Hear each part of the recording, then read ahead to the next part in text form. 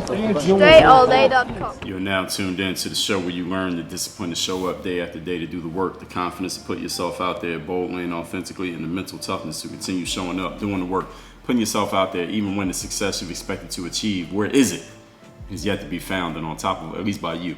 And on top of all this, you get the personal initiative that moves you to go make things happen instead of waiting for things to happen. We put all of this together in one bundle, one package, one mindset, one method, one philosophy, one book. This masterclass right here that is called Work on Your Game.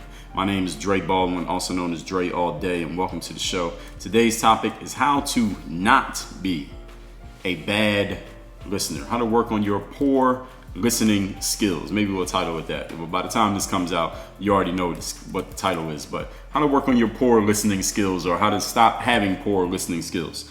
Now, when I put out back in late May 2020, when I put out the episode about George Floyd, race in America, things like that, I had multiple people who came to me with comments, not too many questions, but a whole lot of comments, a lot of feedback that people had relating to things that I was saying about the position and the perspective of black people living in the United States. Most of the people who came to me with these comments were white people, because they had some comments that they felt maybe ran up against or flew in the face of the points that I had made on that episode. And the reason why, and here's the thing, there's nothing wrong with people having an opinion that's different from mine, but the challenge was there were people who came to me offering perspectives, and not even actually perspectives and data, at least what they believed to be data that I needed to hear, that went against what they thought I was saying on that episode, but I had not actually said. There were people who were arguing against things that I absolutely did not say, and then telling me that it was wrong for me to have the perspective that I had or to make the argument that I was making because the stat says something different. And I told these people, this happened more than once on more than one platform. This happened on, there was a post that I put on Instagram shortly after the Floyd episode, that there was this kid, I don't know who he was, I don't know who the kid is, but he was a high schooler. He was on Instagram, he had a private page, but I could see that he was white, and he was saying some anti-Black Lives Matter things, which I don't know why he was saying them to me, because I have never posted a Black Lives Matter hashtag. I've never said that I was a part of the Black Lives Matter movement. You never see me with the t-shirt on or any of that. So why he was saying these things to me, I don't know, because I guess he thought every black person felt the same way, which is not true, in case any of you didn't know. There were people who sent me emails. There are people who, whatever other platforms there are, who were telling me, well, the stats say this, so I don't know why black people are saying this. And I said, well, hold up. First of all right, all black people don't have the same opinion. All right, just like we don't all look alike. We're not all rappers or basketball players. So please do not categorize us all as one. And secondly, if you have a perspective that goes against something that you heard somebody say, then say it to that person. Don't just say it to me. And if you really believe it, then put the shit out on your platform. Those are things that I told these people directly, and some of them I had to get rid of because they just didn't want to listen. But anyway, I've had people, and any of you who has an audience, and if your audience is, you have enough people in your audience, and your content rather attracts enough people who may disagree with something that you say, and I'll give you all a hint. If you decide to ever speak on politics, race, or religion, there will be people who disagree with you. So if you decide to jump in those pools, you better damn well be armed and ready for the attacks that are going to come back at you. It doesn't matter what you say. If you bring up race, there are going to be people who attack. Anyway, there are people who were arguing things that I didn't even say because they were not listening. They were just waiting for some buzzword or some phrase that triggered them enough for them to say what they really wanted to say all along, regardless of what point that I made. And I am making this to help anyone out there who is a poor listener to work on your listening skills, or any of you who thinks you're a pretty good listener when you come across a poor listener. Because if you're a good listener, you know what a poor listener looks and sounds like. So next time you meet one, you actually probably already know a few of them, and you don't know how to explain to them how terrible a listener they are. Listen, just send them a link to this episode and say, hey, the guy who made this told me to send this to 10 people that I know, so I just picked you randomly. And then just put the little winking emoji. All right, so now let's get into today's topic, which is how to not be a bad listener. Point number one, listen to understand and not to dissect. This right here could be the whole episode. I can end the episode right here, and if people actually got that without me giving any further explanation, we'd be done. But I got to give further explanation because people who don't listen, they don't even understand what I just said. Listening to understand and not to dissect means this. Let me tell you this, any of you who may be a challenged listener. Not everybody is as smart as you. Which means, since they're not as smart as you, they are not as able to articulate the way that you can. Meaning whatever's in their head, they cannot explain it the way that you can explain it. They can't put it into words or put it on paper the way that you can. They just don't have the skill or the talent that you have. So you, being the smarter person in the interaction, all right, you need to learn to hear the message behind somebody's words, not just the literal word of what they said. There's so many different angles we could go into just on this point right here. But this is something, again, I am admitting that you, smart person, you're probably smarter than a whole lot of the people that you talk to, right?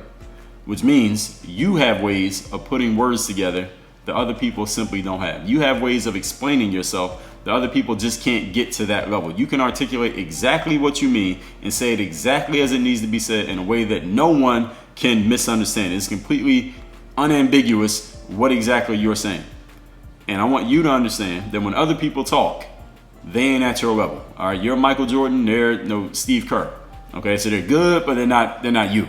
Okay, which means when they have to express themselves, they may miss a word or two here or there. They may have a point that they're trying to make, but they struggle to really put it into words because, all right, everybody hasn't worked on their game the way that you've worked on your game. So your job as the smarter individual is to look in between the lines of what another person is saying and figure out exactly what they're trying to say, which maybe they just don't have the game to say. And just so you don't make the mistake of doing too much assuming, because you don't want to assume too much, right? And then all you need to do when someone says something to you is state it back to them in your words, because again, your words are better than their words, right? State it what they said back to them in your way, which will sound a lot better when you say it, right? And then let them agree or clarify if you didn't quite get it right. This is what active listening is. I just gave you a complete definition of active listening. Let another person talk, and even though they may not be great at saying what they're really trying to say, if you think you know what they're saying better than they know what they're saying, and I got a whole lot of messages and emails from people who clearly thought they knew what I was saying better than I was actually saying it, but they were wrong, but they thought they did. If you think you know it better than the person who's talking to you, then your job is to take what they said, and then you regurgitate it back to them, but you change it up. All right, you say it in a smarter way, a more articulate way, a more clear way. You say it in the genius way that only you can do. And then let them concur. Like, yes, that's exactly what I'm saying. Or they will say, no, that's not what I'm saying. What I'm saying is, and then they'll clarify for you, and then do it again until when you tell them back what they said, they say exactly. Keep doing it over and over again. I don't care if you got to do it twice, 10 times, 50 times. Keep doing it until when you say back to them what you think you heard them say, they say, that's right. Everybody got that? This is called listening to understand. This is called listening, period. Okay? What a lot of people do when they think they're listening, instead they dissect. What does dissect mean? Dissect means you take the exact words that a person said, or maybe the exact words that you think a person said, or that sometimes it's funny that you accuse a person of saying, even though what they said is right there written on the page, or is right there on audio, you can go listen to it yourself, or it's right there in the video, there's a transcript right there for you to listen to. You take what they said or what you think they said, and then you start talking about that, and they're like, wait a minute, I didn't even say that. Now you're making a jump from what I said to what you are assuming, and this is a mistake in listening. This is an error in communication.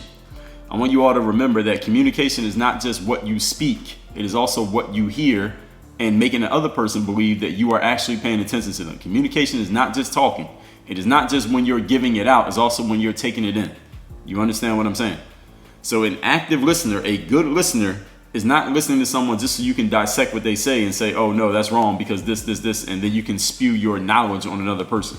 All you're doing when you're dissecting another person's words is you are serving your ego, which feels good in the moment for you, but it won't be good for you in the long run. All right, serving your ego by dissecting another person's words when you should be listening to them.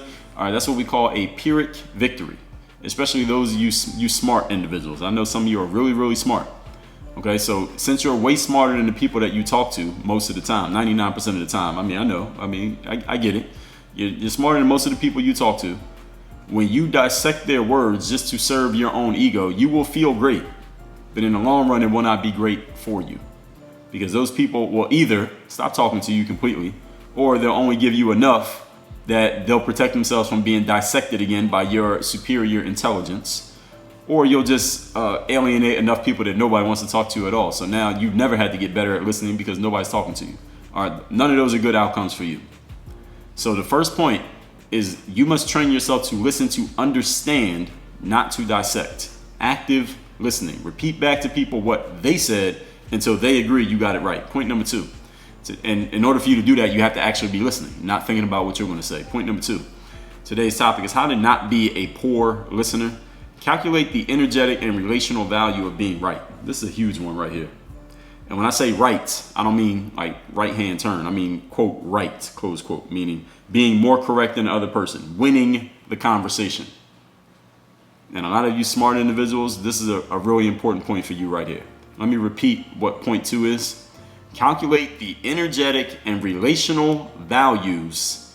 In other words, the return on investment of being right in a conversation, of winning a conversation, of being more correct than the other person in a conversation. What do you actually gain from doing that? This is what I mean when I talk about a Pyrrhic victory. If you don't know what a Pyrrhic victory is, it's a victory that feels great in the moment, but in the long run, it costs you a whole lot more than you gained. Some people like to argue points of detail just so they can prove something. But when you get done proving it, what did you actually gain? And this is, for the ladies who are listening to this, this isn't with females. This usually is men. There's usually males who do this. So men who's listening to this right now, you need to check yourself. Because I guarantee there's been at least one time in the last, let's say 12 months, you've been guilty of doing this. You argue a point and you get down into the detail of something that has nothing to do with the broad topic that's actually being talked about. But you cannot get yourself out of it because of your ego, your male ego, and that testosterone that is driving you to keep pushing. And then you end up proving your point. You actually do prove your point. But the question is, what did you gain by proving that point?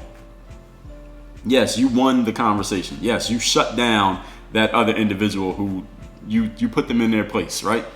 But let's remember one thing here, ladies and gentlemen. Life is a results-based business. All right, serving your ego. All right, is that result worth anything? All right, you can't pay bills with ego. All right, you can't get help with ego. And that person that you alienated could have helped you, but you can't call on them anymore because remember, you had to prove your point. You had to prove your point to that person, so now you can't call them no more. Remember that we're in a results-based business. You're after results, not serving your ego. I think your ego has been served enough to this point. You don't need to serve it through walking on top of other people. Your ego can be served in a conversation by showing people what you know or what you think, what you quote know, close quote, or air quotes there, what you know. The question is, what does it cost you to serve your ego? All right, serving your ego is not free, ladies and gentlemen. In many cases in life, that serving your ego it will look good. If you have an audience that you're playing in front of, this is something that happens on social media a lot. It'll look good and it'll feel good, and you'll have a brief dopamine hit that you get from having that happen. And you can take a little victory lap online or in front of your audience or whoever it is that is noticing what's going on, maybe just in your own mind. But the question is, how does that victory help you advance? Does it make you better? Does it strengthen that relationship? Will you be better equipped to call on that person in the future, or worse equipped to call on that person in the future?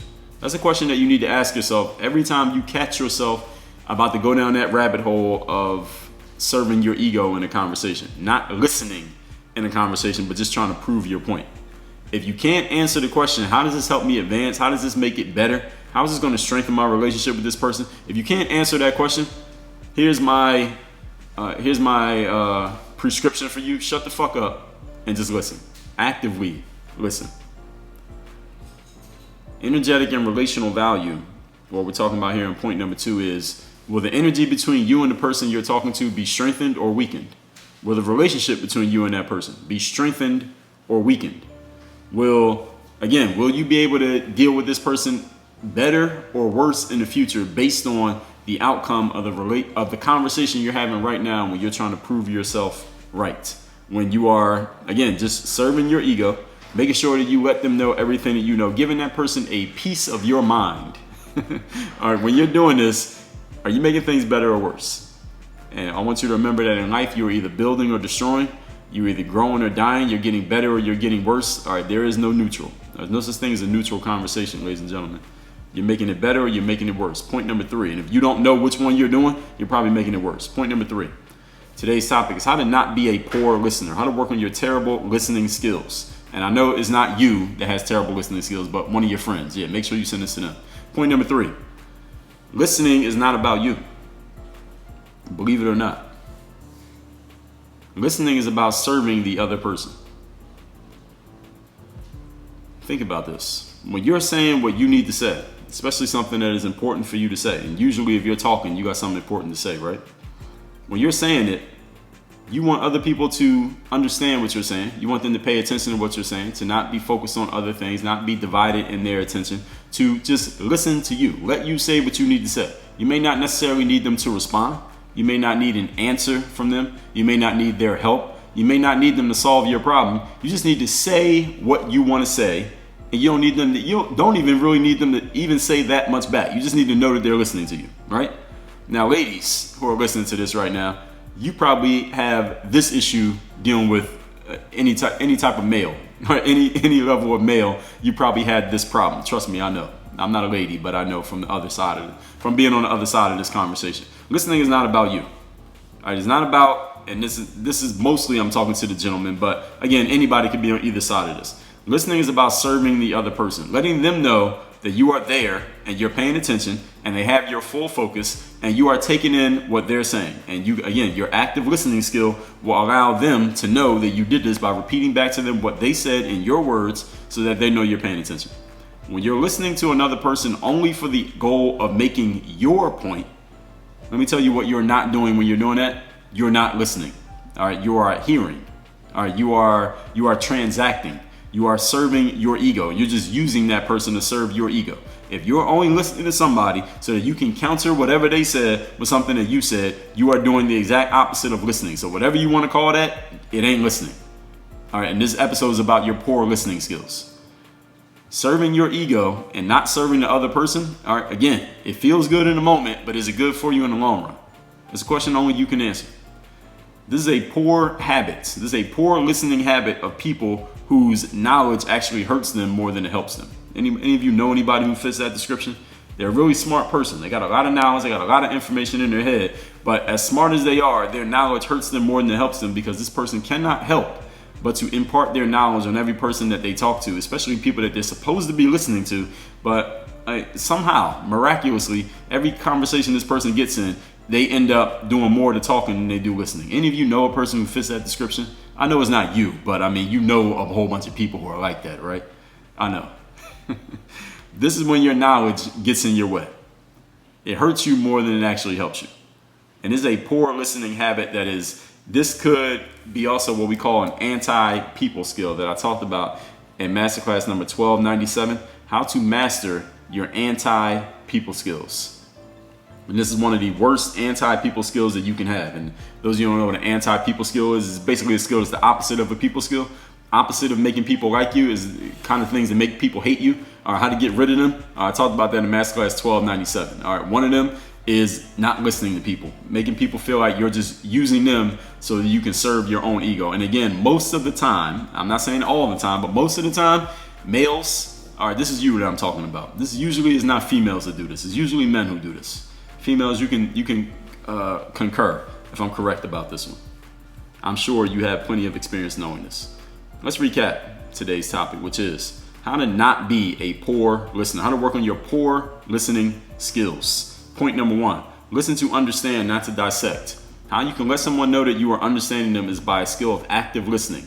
A simple tool of active listening is this. Listen to a person talk. When they're done speaking, you repeat back to them what they said, but in your words. Don't just say exactly what they said, because then it kind of feels condescending. Just repeat back to them what they said in your own words so that they know you understand it and that you're actually thinking about it, and they'll say, yes, that's exactly what I said. Until they say that's right, you didn't get it right. All right, they'll correct you and say, no, what I mean is, and then do it again, and then do it again until they say that's right. That's exactly what I said. Point number 2, Calculate the energetic and relational value of being correct. Some people like to argue points of detail just so they can prove a point, but what do you actually gain? Remember that life is a results-based business. Gentlemen, this is mostly the men that I'm talking about on this point right here. I know. Your ego can be served by showing people what you know, but what does it actually cost you? What does it cost you to serve your ego? Our ego is very expensive, so you got to be careful when you're using it. Ego is important. I have episodes where I talk about the power of using your ego, but understand you shouldn't be using it all the time. You got to know when to use it and when not to use it. I told you to check your ego at the door in masterclass number 1523. Go listen to it if you didn't already. As you can see, we got everything covered here. Point number 3, listening is not about you.